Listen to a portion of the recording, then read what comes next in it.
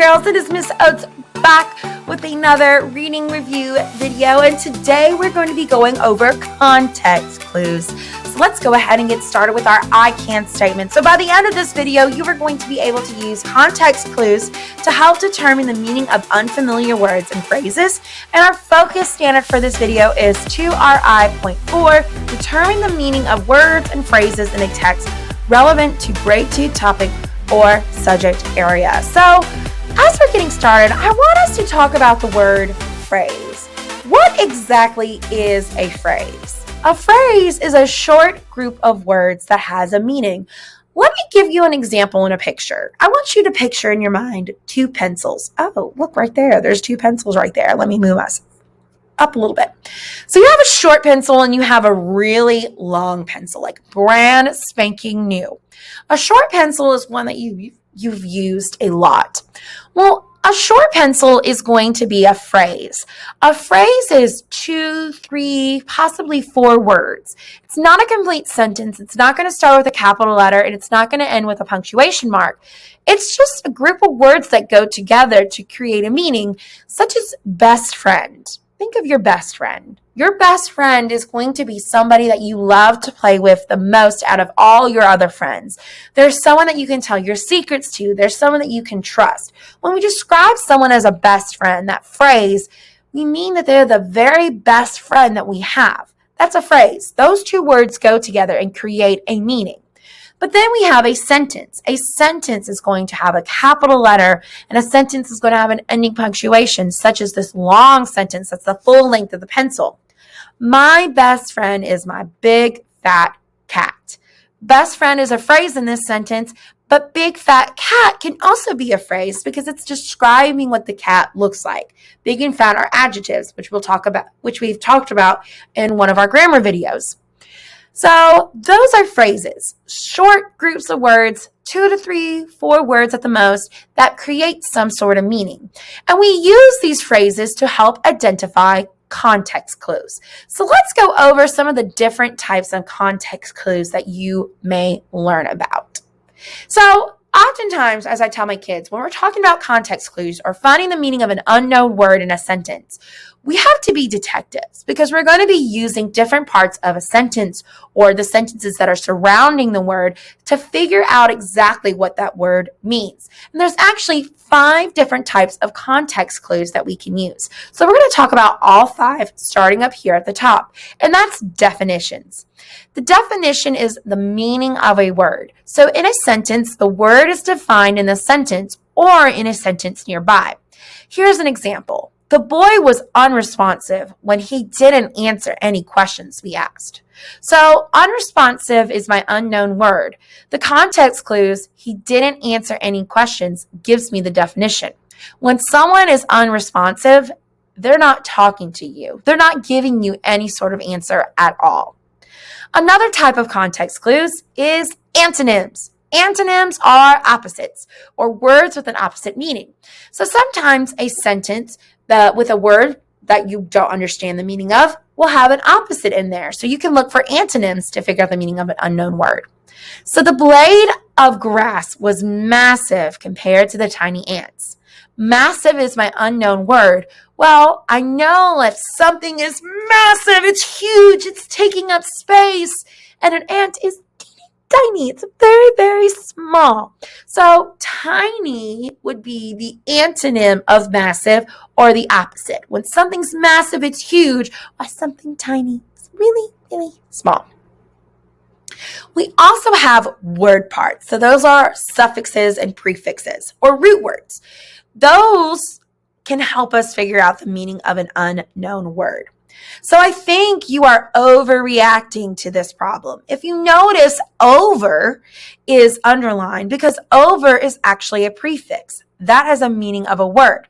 When someone is overreacting, they are reacting ridiculously. Let's say a child gets a paper cut and they start overreacting. Instead of just being like, ow, I got a paper cut, they are sobbing, yelling out, and there's tears coming down. I got a paper cut. They're overreacting. They're going above and beyond the way that they need to react. Knowing your prefixes and suffixes can help you figure out the meaning of an unknown root word.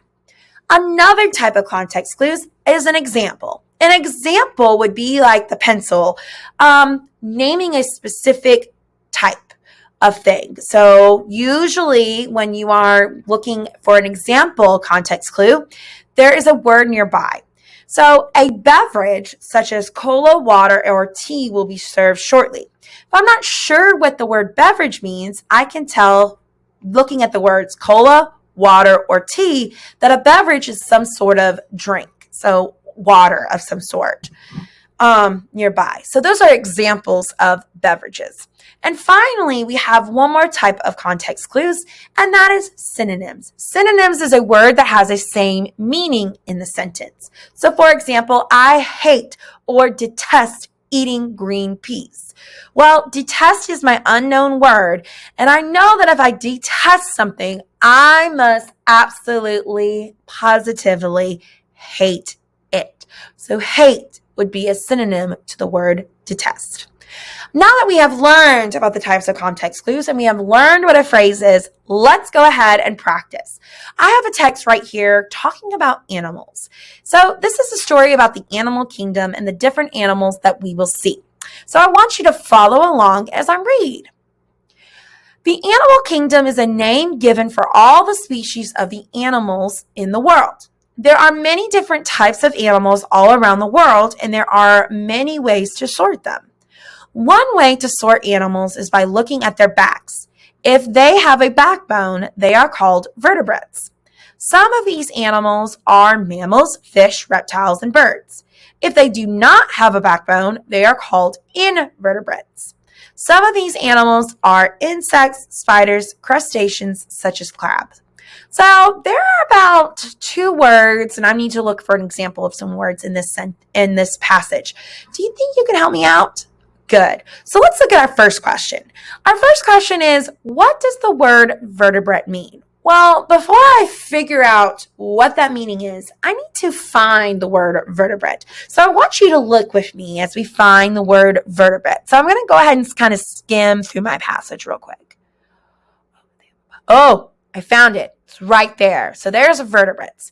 So now that I've identified the word vertebrates, what I'm going to do is I'm going to read the sentence before, the sentence that the word is actually in, and then I'm going to read the sentence after vertebrates to see if my clues, my context clues are there to tell me what exactly is a vertebrate. So let me read. One way to sort animals is by looking at their backs. If they have a backbone, they are called vertebrates. Some of these animals are mammals, fish, reptiles, and birds. Well, I didn't have to look too far to figure out the definition of vertebrates. A vertebrate is going to be an animal that has a backbone. And I can tell that because if you look at the sentence, if they have a backbone, they are called vertebrates. Have a backbone. That is going to be the definition of the word vertebrate. So the type of context clue for this one would be definition, because the definition is written within the sentence of the unknown word. Let's go ahead and look at our second question. Our second question is, what does the word species mean? Again, going to follow the same steps. I need to identify where the word species is. If there is a species. Right here. And within the second line, there's the word species. Again, after I found the word species, I'm going to go ahead and read the sentence with the word species in it. And I'm going to read the sentence after species to see if I can use my context clues to figure out the meaning of species. The animal kingdom is the name given to all the species of the animals in the world. There are many different types of animals all around the world, and there are many ways to sort them. I think I know what species mean. Species are different types of animals. Again, this is an example of a definition context clue. But instead of having to look in that sentence where species was, I needed to go to the very next sentence. It was in that very next sentence that I was able to tell you what is the meaning of the word species? So let's look at our final question. Our final question is, what would be an example of a crustaceans? Well, again, I need to go through the story and find the word crustaceans. And I remember that word being at the very bottom towards the end of the passage. There we go. So I'm looking for an example. An example is going to be a type of crustacean. And if I look after this comma, you'll see such as crab. That such as, boys and girls, is a very important clue word. When you see the word such as, for example, those are going to be examples of what type of animal a crustacean would be. So a crustacean would be an animal such as a crab. All right, boys and girls, that is it for our context clues video. Make sure that you are like detectives and you're looking at those sentences very closely to figure out the meaning of unknown words. I will see you next time. Bye.